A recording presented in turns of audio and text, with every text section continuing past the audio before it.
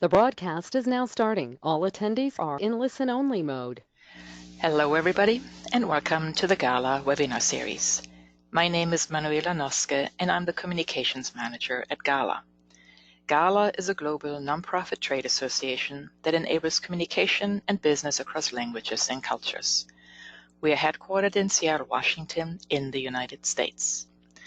And today we will have Denise Witsinski, who will be focusing on talent, employer strategies for hiring, managing, and developing language industry professionals. We will kick this off in just a moment, but before I do that, as always, I need to go over our housekeeping items. Everyone's lines are muted to cut down on any noise. If you experience any technical difficulties, let me know by using your chat box, and I'll work with you to troubleshoot them. If you have a slow internet connection, your audio may be disrupted. If that happens, you can use the number listed on the GoToWebinar panel to call in using your phone. We are making a recording of this presentation, and you will be able to find it on GALA's global website after the presentation. All participants will receive a link. If you have any questions or comments, just type them into your chat box, and we will get to as many questions as we can with the time remaining after the presentation. Next, let me introduce our speaker. Denise Witsinski began working in the localization industry in 1999. She held positions at vendor and client-side companies in program management and globalization strategy until 2006. From 2006 until 2013, Denise transitioned to recruitment and placed language industry professionals and executives in companies around the world. Since 2013, Denise has been focusing on career coaching and developed an online self-paced job search program called Project Me Pro. She also provides one-on-one career coaching to clients who seek out her advice. And now, without any further ado, Denise, the floor is yours. Thank you. Thank you so much. So I was just realizing when you were introducing me that this makes 20 years since I started in the industry, which when we get into those double digits, it's a little bit like confusing. So thanks for that reminder that I've been doing this for a while. And thanks for having me here today.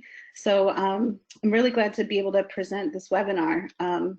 One thing that's kind of interesting about this one that we're going to talk about today is it's kind of a follow-on to another webinar I did for GALA in May. And the May webinar was focused on careers in the localization industry. And so that was basically oriented toward all of us as people doing things to understand our own career paths and where we can go professionally in this industry.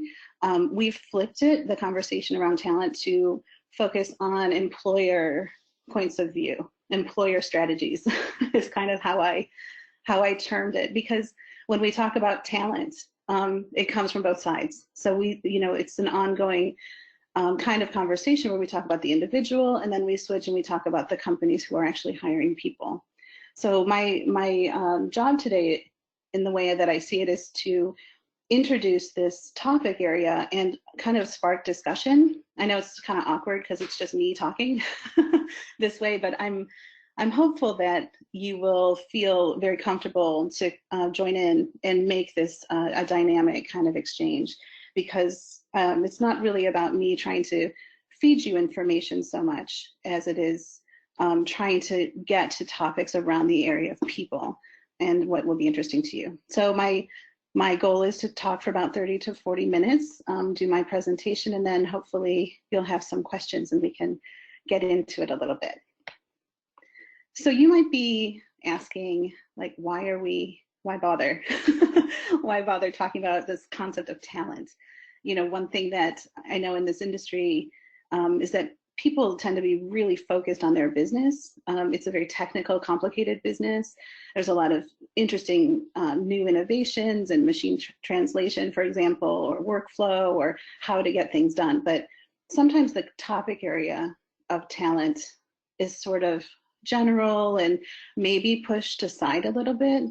And basically, my response to that is because it's actually good for your business. I'm not just saying that as like a trick. It's something that there's a lot of information out there, and it's an industry that has, at least in the US, really tons of data, tons of really good research that we can tap into. So I'm going to attempt to show some of that to illustrate what I mean on that. So I've mentioned a couple of times that I'm speaking from the point of view of American businesses, and that's I think important to note because of the nature of what we do for work, and we're so global and people may be calling in from all over. I'm hoping that the talent conversation will start to broaden, because I'd love to see us compare and contrast the different ways of seeing workforce and hiring and kind of treating employees and working with employees, and see how we do it in different regions. So that'll be really great. One advantage of being able to talk about this from an American point of view, in case you're not super familiar, if you've never been in a position where you've had to hire people or run teams or run a company, for example, is that as a general rule, Americans don't legislate a lot around employment, meaning that we don't have government regulations that require tons of us to do things. And that's sometimes really shocking, especially for my European colleagues. But it's not necessarily a terrible thing all the time. So we do have rules in place for important things like discrimination and a myriad of other kind of really like protections. But generally speaking, American companies are given a lot of free rein on how they hire and staff for their companies. So the advantage of that is that it can give a lot of flexibility for the companies to hire people as they need to. And you can actually hire somebody and fire them, or let them go rather, without a reason. And everyone just knows that. We call that employment at will. People take positions as well, and they will stay if it's working out for them, or they might feel free to change jobs. So what we tend to do in the US is promote really good practices, but they're not legislated. So this is a kind of, you're going to see that style in the way that I'm going to discuss this. And it always comes down to what's really important about doing business anyway, is like that we're profitable and we're successful. And when we put talent really close to the center of our focus and have very good processes around it, it really is good for business. So let me take some of that data and give you some illustrations. So when I just, in a lighter way, when I say let's focus on talent, it kind of talks about this idea of having happy employees. I pulled, there's data, and I'm just going to be able to mine that data, get a lot of information out there to you. But as a general rule, I pulled out kind of a few things that I thought were really interesting. So there's, you'll see on the side of my slide, the sources, and I'm happy to email those to you if you want to as well. But there's like research that shows that happy employees affect their companies in really positive ways. So these numbers were really compelling. They are companies with really strong cultures and happy people outperform by 20%, that they are more productive at work. It's been measured. The salespeople who are happy mean that they're appreciated, meaning that they're rewarded, that their efforts have been acknowledged. They sell tons more. There's like this whole other kind of energy that goes behind employees being productive and happy when their companies are paying good attention to them. And I loved this last one, where 10 times fewer sick days. Because when employees are happy, they're happy to go to work and do what they're doing. Otherwise, they're laying on the couch going, oh my God, that's the last thing I want to do. And what's kind of funny about that, it brings to mind someone who's in one of my social media feeds, and every Sunday, she's always going, oh my God, I don't want to go to work. And since I come from an employment background, I really feel for her, because she's hating what she's doing and she's dreading going to her office. And if that permeates through an entire company culture, you would see that adversely affect what they want to do. Just a few more numbers and ideas for you, so I don't go too crazy into this. I could be spending all day giving you quotes, but this is a nice way to round it out, I think, because when employees are happy and it's good for business, your retention rates are higher. And what I mean by retention is you can retain your people, they won't leave. and there's a direct cost when somebody leaves the company. So this data over here said that to replace a mid-level employee costs about 150% of their annual salary. And that what they're calculating in there isn't just like real, like out-of-pocket costs, but it's the cost that's involved in, you know, lost productivity time and training someone new, and that kind of knowledge that leaves with an employee when they go. So you want to try to, as employers, and keep your people when they're doing well. If there's high turnover, there's a lot of disruption. You know, kind of a partner to that is this idea of recruitment costs. So the data shows that it's on average it's going to cost about $4,000 and about, you know, close to, what is that, almost 2 months to hire somebody, so a month and a half. And that's a lot of time where something lays vacant and you have to do all of the work to do the recruitment to get the replacement of the person. Down at the other corner, it's like talking about stronger company loyalty. Loyalty will keep people in place. They're going to be really proud of where they work. They like where they work. It's doing well for them. And that will always improve the company performance. And I remember that from my corporate days. I worked in a company that had just excellent, for a while anyway, excellent company loyalty. We were all so proud to be working there. And it just, I appreciated that place because they had good talent talent programs in place, and we felt like they valued us, and then in turn we valued them. And then the other one is, of course, the company culture in general. So it is an almost unanimous thing that says if the company culture is really positive, everyone, it just makes everything go better. So these sound kind of maybe commonsensical, but I think that if you're not really thinking about them, it might just be taken for granted, or maybe the idea of the employees just being part of the business, it might let some things slip. And I'd like to help lift the conversation up to say, like, no, this is a really big deal for your business, but also for everybody involved. So what do I mean? Like, what kind of things make employees happy? So I went around and I took a little, you know, did a bunch of research, and basically it boiled down to, this is a really good comprehensive list, but kind of, you know, pointed. It doesn't go too exhaustively, but if you handle all of this stuff in your companies or in your teams, you're going to have happy employees.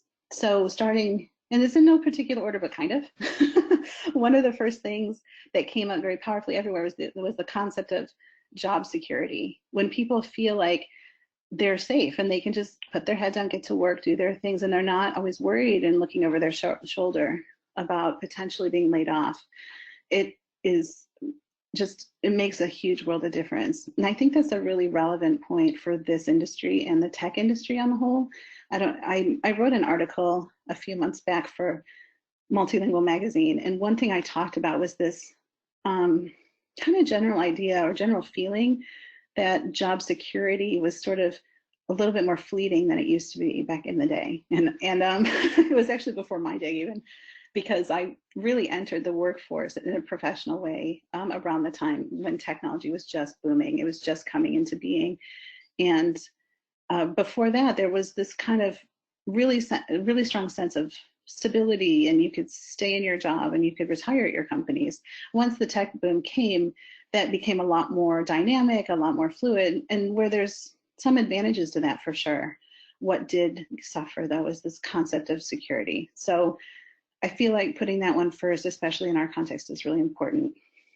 The second one, of course, is salary. We would probably generally guess that that's the only important thing. But what I've found in my experience working with people, coaching people, you know, working on recruitment, getting people hired, is that it isn't always the most important thing. I've met in recent, I worked at a conference.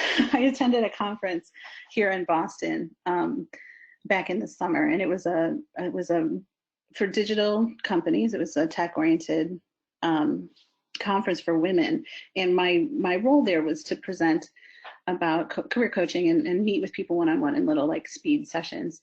And what it came out of that was that all of these women, it was a women's conference, all of these women were just paid incredible money. They did really interesting jobs, great companies, but they were starting to feel uncomfortable because that was the only thing that was really going for them in their companies. They felt stifled, or they felt kind of bored, or they felt kind of like they weren't making a difference. So it's not only the most important thing, but I assure you, if they didn't have the money there, that was probably the only thing holding some of these folks there. So you want to make sure your salaries, of course, are competitive at minimum, if not good. Having a chance to grow and develop, where you can see where you expand, employees really respond to that. They want to know that they're not going to be, there's no ceiling over their head and they get stuck. And I do talk about that quite a bit on the career coaching side of things, where, you know, having a good development plan in a way that people know, like, hey, I've done this for a while, what's next for me, is really good. Just to move on, and I won't, you know, elaborate on every one of these, but financially stable employer, we do hope that the company, everyone's happier if, like, you know, everyone's not trying to rush and meet paycheck at the end of every month, but that's really solid. Making friendships at work, and that's fantastic. This one is really interesting.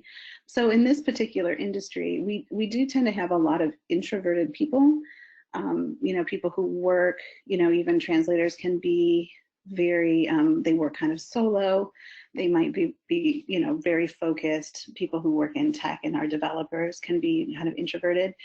But at the same time, if we're lacking the social connections or the ability to feel part of a team or a larger community, it just feels very isolating. So even, you know, in the right format, fostering kind of friendships and kind of social interactions between people at work are really powerful. And we're also often remote, which makes, like, hey, how can we try to get people either together virtually or that they feel like they can be friendly with each other? The next one, which is terrific, is becoming more and more popular, flexible working models. Technology has enabled a lot of that, and I think that those of us who also balance to families and other commitments outside of our work really appreciate this. It's busy enough. So if we can kind of add in flexible working models, people do appreciate it. If it works for them. Some people really need to go to an office to focus, but a lot of people are, like, really grateful when they can work from home or do whatever they need to. The last two are, like, kind of my favorites, and this is where you can be really creative. Perks and benefits, which are really, I mean, sky's the limit. I have just seen a zillion different things that companies do to try to show that they're thinking about their employees, and it really works because you can tell it's, like, above and beyond, that the companies are being thoughtful, they're thinking about them. And it could be things that are not even that expensive, like free, you know, we're going to give you Starbucks cards, or we're going to give you, I mean, you name it. It could be little teeny stuff, but it's kind of like the thought that counts. Of course, if it's something really high investment too, they're going to be valued as well. But that's a really neat area to explore. And then training and development, where people get tuition, anything from, like, tuition reimbursement. They can take MBA programs, for example. We have a lot of very specialized industry educational programs. So that kind of stuff, where companies encourage that and offer it, goes over really well. So as always, you know, with this idea of talent, and it's a very broad and big area to think about. What I did is I started to put together, like, these categories, and this is just a reflection of the way that I think about kind of big, broad topics. Is like, let's try to put these into buckets, or let's try to put these into categories. And so the way that I've done it is there's a strategy, there's some action around sourcing and hiring, and then there's the ongoing development and management kind of things. So they play into each other. And I think if you don't take the time to do the strategy and the planning, you could kind of be rushing and accidentally implementing a bunch of systems or plans that are just, you know, not thought through very well. So I'm a big fan of strategy, but that's just my jam. So I'll go ahead and what I wanted to do on this is just give some examples of what that kind of means. So in talent strategies, this is the kind of thing where you sit back. So let's say your company has never really spent a lot of time thinking about, you know, what are we going to do with our team? What do we want to do? And you want to think about what your needs are. You know, there's a practical side of it where you're thinking about your talent pipeline. What do you need? What will you need if you want to expand and so forth? Oh gosh, sorry. I hope you can see this. my computer like randomly wanted to restart itself. I All can of a see sudden your it's gone. slide. No, I can Oh, see your slide. I see, the toolbar at the bottom too, but it doesn't distract. oh, there And you now go. it's Is that gone. better? So you're good. It's like a little gremlin came in, like, I'm going to just restart your computer. Okay. So anyway, I was just talking about like when you think about, the practical sides where you make talent pipelines, or how do we want to grow and who do we need? You can think about where would we find people and where are they coming from? What kind of skill sets are we looking for? This is the time when you also can think about your benefits, your different, oh, what the heck is going on? Well, I hope I don't get like kicked out of here. So sorry about that. It's like somebody doesn't want me talking about talent or it's just boring. I don't know. Anyway, so we're going to, where you talk about benefits, you compare your regions, you think about what your competitors are doing, and make sure that you're just being really thoughtful about it before you go forward. So I put these little questions here, like, are you, it's just kind of related information. And I love this idea of like, are you starting to like cultivate relationships where talent is and in the networks? Do you have a really formalized personnel plan for people? Have you considered what it'd be like to put incentives in place and kind of like coax people into doing better and showing your appreciation for their work? So it's that sort of thing.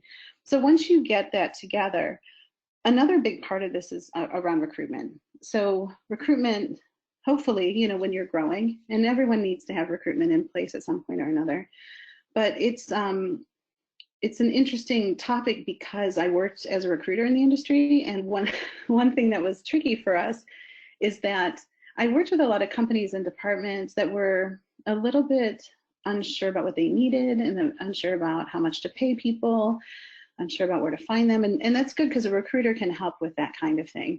But what was difficult is that when people didn't know what they needed, it was also really hard to find people that would match. So I feel like there's a lot of just kind of structure to put in place that would really benefit companies. I mean, don't get me wrong, there were several clients that we worked with that were very organized and very precise about what they were looking for and who they would, pick. And that made it easier in a way because then we could focus. Some people were a little bit too picky, but we won't go into that. But this is where like I could talk for days about this. But even simple things like, do you have formalized interview questions? Do you have the people picked out who are going to do the interviewing, and like how do you create evaluations for those different candidates that come through? How do you give them an offer? Of course, salary is important. You want to know what you're going to pay them and so forth, and what your negotiation positioning is. So this is very practical. It's also very important. And when that's together, it goes really well. And this third part is, I think, a really good area of opportunity for companies. This is where you think about how you can develop and manage the employees that you have. So it's not just like drone in, drone out every day, go to work. I mean, we have to do that anyway, but as employers, you have the opportunity to be really thoughtful and do more for them. So early days when I was super young, I remember working for a company, and the manager that I had really tried to do, she had this concept in mind. She really wanted to do something like this. Like she would try to get us together like once a month and say, let's talk about what your goals are and what you want to do.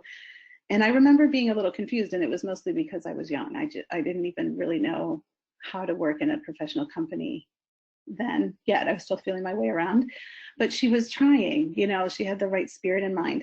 What's great, I think, since then is that there are several resources out there. One is, formalized career coaching, but for already employed people, that you talk to folks about is this working for you? Do you feel like you're in the right position? Is there something else you have planned for yourself? And it's not going into that, where do you see yourself in 5 years kind of thing. I've never really liked or understood that question, frankly. It doesn't, especially in fast moving industries like ours where things are just changing, and being fluid and flexible is a good thing. But having any idea that we'd know in 5 years what we want to do is a little tricky, or for some of us, maybe some people know. But it's generally more about self-reflection and giving people the room and space to say, hey, I've done this position, I've done this job for a few years, it's time for a change. And for anybody who's working with millennials, that's actually super important. Change is very common. There's a lot of quick turnover, quick moving, and that kind of thing. So finding ways to help them stay with you and develop them, provided it's a good match, is going to be really great. So that's important. And this is kind of also where work-life balance comes in. This is also where this concept of outplacement services, where if, in the case, which does happen, when people need to be let go for one reason or another, that you can help people transition into a new job.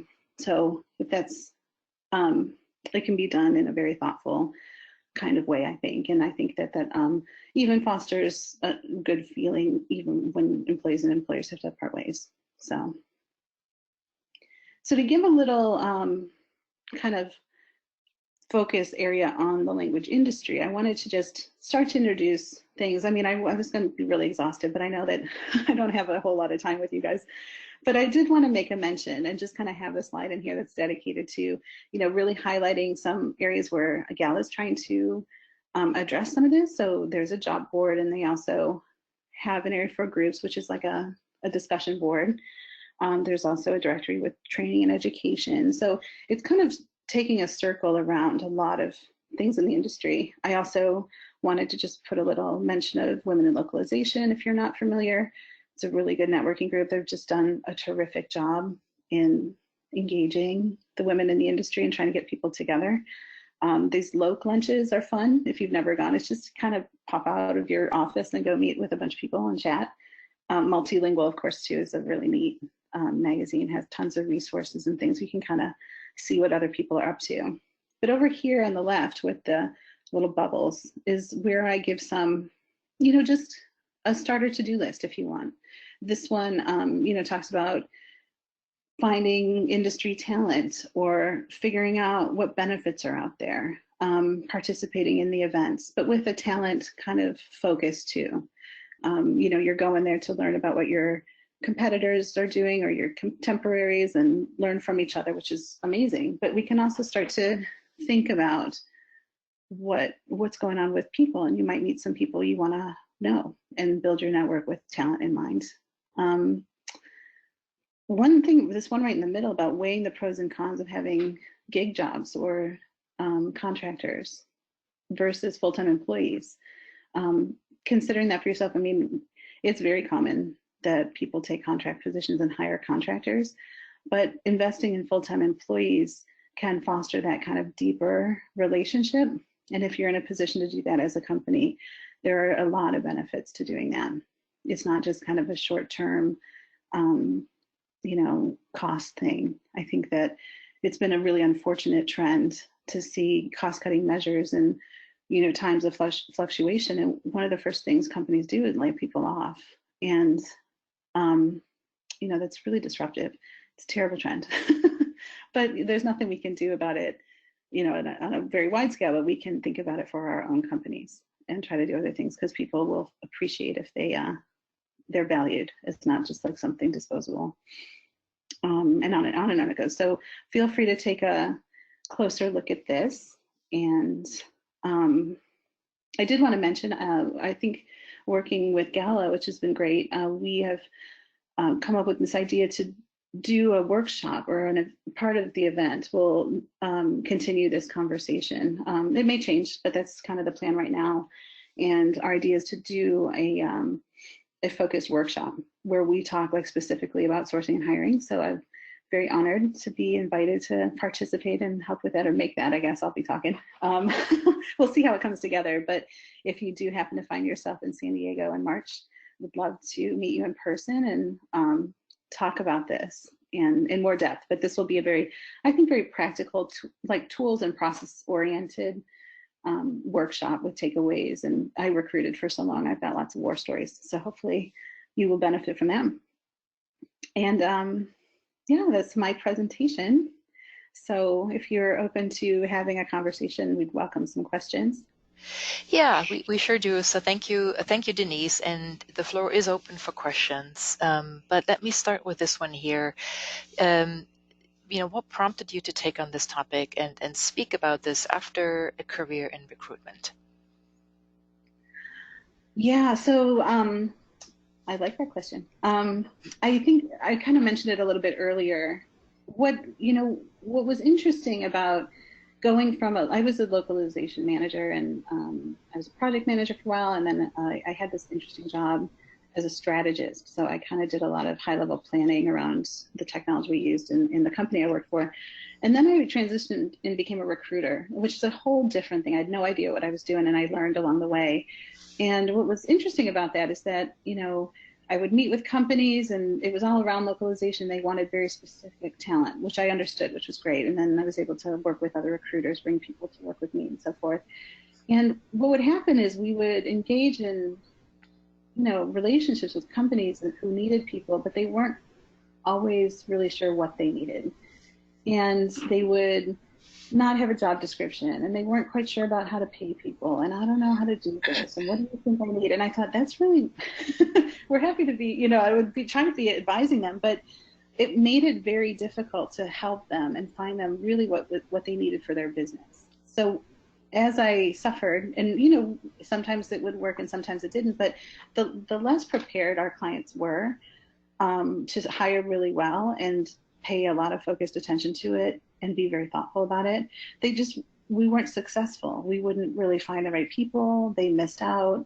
I would try to bring them really good people and show their benefits and maybe how they would be good for the company, and they just couldn't make decisions. So I feel like this is maybe a product of that, having contemplated, like, how could that have got a little easier? The flip side of it is I've also seen a lot of people get kind of pitched out of their companies, and that's in the worst case scenario, but where increasingly there was like almost this feeling that people were disposable, and how disruptive that's been in the careers and lives of certain people. So, some employees who have all of this like great talent, and they would be really giving like amazing contributions into companies that they were working for, were being let go or kind of not invested in. So I know that the companies were losing out.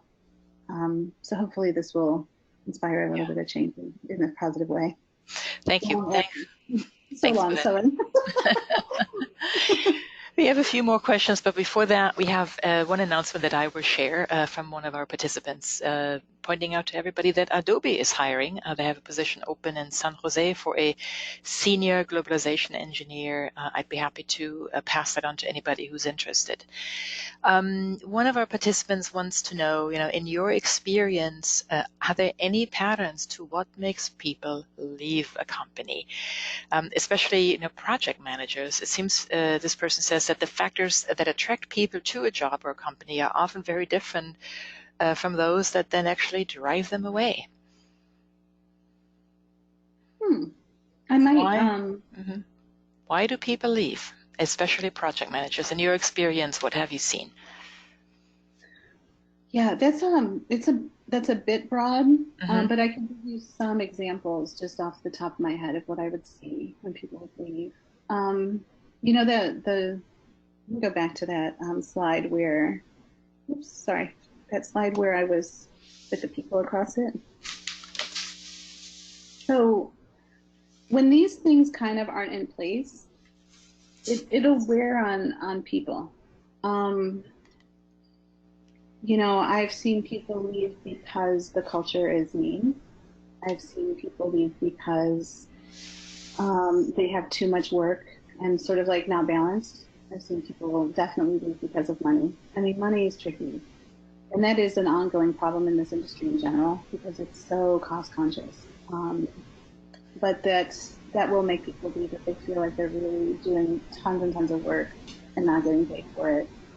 I've seen people leave because of just being not appreciated and like grown, if that makes sense. Like here they are, they're like breaking their back and doing tons of work because this industry isn't for the faint of heart. And then just not feeling like they're going to go anywhere, do different things. So it's really across the board, I would say. I can't think of any particular thing where project managers are going, but you might want to look, if that's a pattern in a company, you might want to look at what's going on. Yeah. Yeah. Thank you. You mentioned millennials, and with a topic to be careful around, but we do have a question, and that is how to overcome the generational challenge of entitlement. Mhm.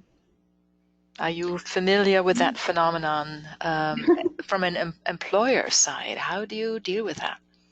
Yeah. Yeah, you know, it's interesting. It's so, and I would really like, I would love to explore what it's like in other regions too, and other countries outside the US.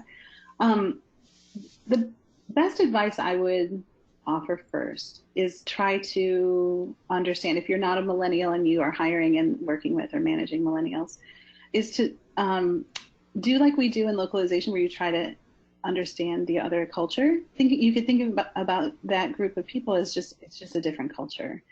The tricky part, the entitlement, that kind of thing that rubs some of us who are not millennials the wrong way, is really just it's just a different way of seeing the world, and it's not necessarily always a bad thing. It just is. Now, there are some people that would recommend that you go out of your way to be very praising and, you know, pat them on the back. And that seems kind of silly to some of us. Like, I'm not a millennial. I'm Gen X, and we're kind of very practical and a little no nonsense, a little snarky. And I joke because I do a lot of stuff kind of working toward, you know, helping millennials in the job market and so forth. So if you can find a way to meet them, there's this concept of meeting people where they are, where you can do some things to respond to what they expect, because that'll do well and it'll be received well, while also maintaining a professional structure. I think you might find that, you know, it's going to balance out. But trying to go in and just seeing everything from your point of view is going to make it a little bit more tense, and there's going to be some friction. So seek to understand a little bit without, you know, without being judgmental. Yeah. Yeah, and being irritated. And some of it can be a little aggravating, but it's not kind of as bad as you think once you get to know them. Yeah. All right. Any tips here? What resources are recommended for those who want to flesh out the internationalization or localization capabilities? And what do recruiters really look for in a candidate that they want to hire for one of those areas? For internationalization and localization. So I'm not sure. It's a little bit broad, maybe, Yeah, question, but and I'm not sure that you are in the best position to sort of talk about resources and capabilities. So we can sidestep for that question right now. But I do want to mention that Alaina Brand from Mies actually has a talk at ATA that talks about, I believe, at least capabilities in project managers that work in the localization industry. So she might be an interesting person to follow and understand this better. Maybe we should just leave it at that. Mm-hmm. Yeah, because that's kind of a more in-depth answer, I think. Yeah. Next question here is there a return to having people working in the same office with the aim of knowledge transfer? If so, flexibility models are getting more structured again. What do you think about that? So have people in one office together so that they can enhance each other and learn from one another. Is that a good idea in your mind or not? Yeah, I mean, it really depends on the workforce themselves too. And there's also geographical considerations. You know, some places, like where I live in Boston, the commuting can be very tricky here. In the Bay Area, in San Francisco, it can be brutal. Like, people can be all over the Bay Area and have a really hard time getting to an office. So when commuting and kind of coming together becomes a hindrance, it's a really great idea if employers can try to be also flexible and then do virtual connecting. So, a lot of companies are using Zoom, and like everybody, when they talk to each other, they get on a Zoom call or like some sort of thing where they can all see each other. Being remote but not alone is a really good deal. So finding ways to make technology work in your favor if the flexible working models are in place, for those geographical reasons. But I've definitely seen two things happen. I've seen people want to come back together into offices because we kind of miss each other. We want to see people, and a lot of our social connections really had always come from work, and now we're all a little bit scattered. So I think in that way it's really positive when that happens. And the other thing too is I've noticed that, like, open, those open concepts offices, people are starting to think, they're starting to close them off again a little bit, just so people have privacy. They can go together, but then also draw away into their own little private area. And I think that that's really positive. I've never been very successful having a bunch of people hang around me. Mm-hmm. And so those are the two trends that do kind of allow for community, but also private and flexibility. Mm-hmm. It's kind of neat.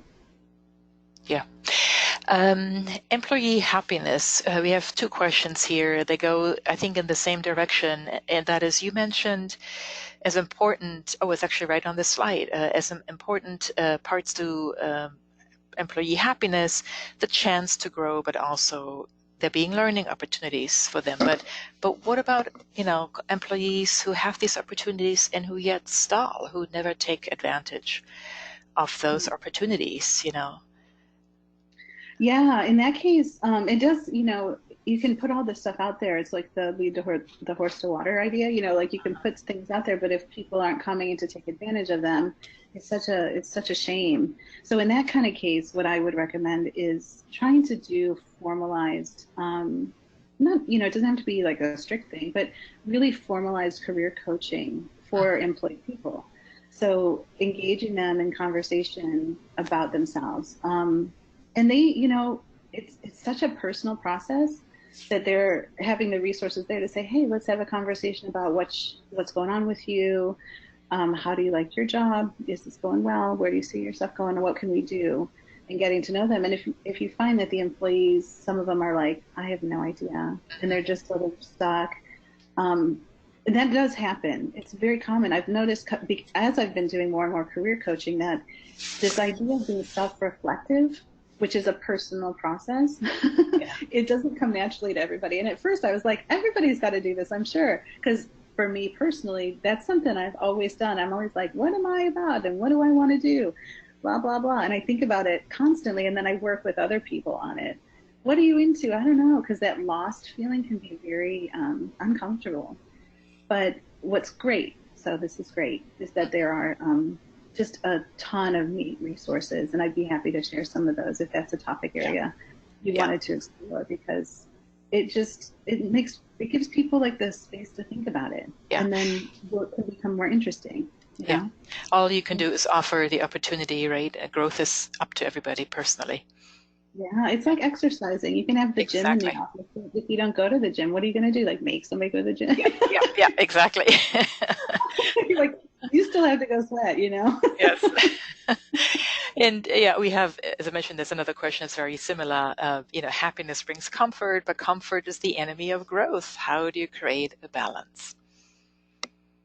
Oh, yeah. So I don't think we have to worry about that too much in this industry. It's a tough kind of job. I mean, at least the experiences that I always have in working with people, there's a lot of neat challenges. There's a lot of fast work and challenging work and interesting work. So being complacent might not be something I worry about too much here. If anything, it's like stress reduction and trying to keep boundaries, so you don't work 1,000 hours, work yourself to death. But it's like anything. If you do start to notice that people are kind of just calling it in, especially in, some of the agencies, there's a big worry around that with sales, because it's always about going to get new business and trying to get new clients. And the last thing you want is someone to kind of sit back on their commission checks, for example, or just sort of like turn the crank. So if as a manager, you're noticing that in some of your employees, it might be a good time to put some special projects in place or incentives to try to get things moving. Yeah. And, you don't want to go disciplinary until it's needed, but if someone's not really pulling their weight, something needs some attention. Yeah. Last question. You've worked in this industry for a long time, and you've worked in recruiting and coaching. What are the latest trends that you are observing? I mean, what is really changing in how employers recruit and hire talent? Some positive things and some concerning things lately for me. I mean, everything, ebbs and flows. So one good thing is I think that there are a lot of neat positions, especially in this industry now, like really cool jobs. And that's great because I went through several recessions, which were when the tech industry was just jolting around and going overseas and I don't know, and everything was changing. So right now it feels really vibrant. So that's great. And I think some of the awareness around localization has come up, and you can just work for so many cool companies. It's really great. The concerning side for me, for what I've seen recently, is that I think they've almost gone, the hiring companies have almost gone a little bit too far to an extreme of like making the process too complicated and also making the candidates go through a ton of hoops.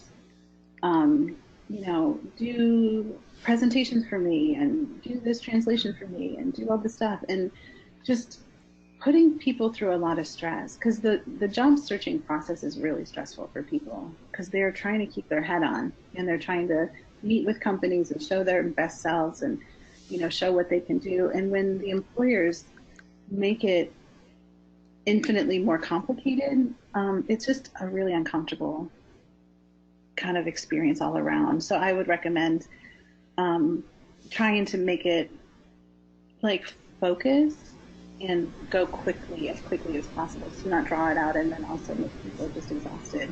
Because then you can accidentally turn off a really good employee by trying to vet them so carefully. And you can get around that in a lot of creative ways. Like you can invite someone in that you are intrigued by and say, let's try to work together. And then you grow a relationship together. You don't have to marry each other, out of the gate. You just sort of, hey, this is looking like it has some possibilities. Let's try, a thing that, 3 months was a thing for a long time. Like, let's try a trial period of time, or, things to warm it up, but also allow for everyone to get to know each other and not keep it behind before you send an offer. Does that make sense? Yes, it does. Absolutely. And I think it is a trend, isn't it, that people seem to think of their employment really as a 2-3 year gig with a company nowadays, and then are likely to move on. When I started my career, strangely also 20 years ago, that was not the idea. You got hired and you stayed, right? Yeah. Yeah, very different. I remember my employer at the time, I was really young, and they were like, well, and I was moving while I was getting this new job. It's just a crazy time. And I just got the new job. I'm like, is it okay if I go and take care of this thing in my house? And they're like, you are one of us now. You're in the company. You do whatever you need to get your job done. We trust you. You're hired. And I was like, whoa, what?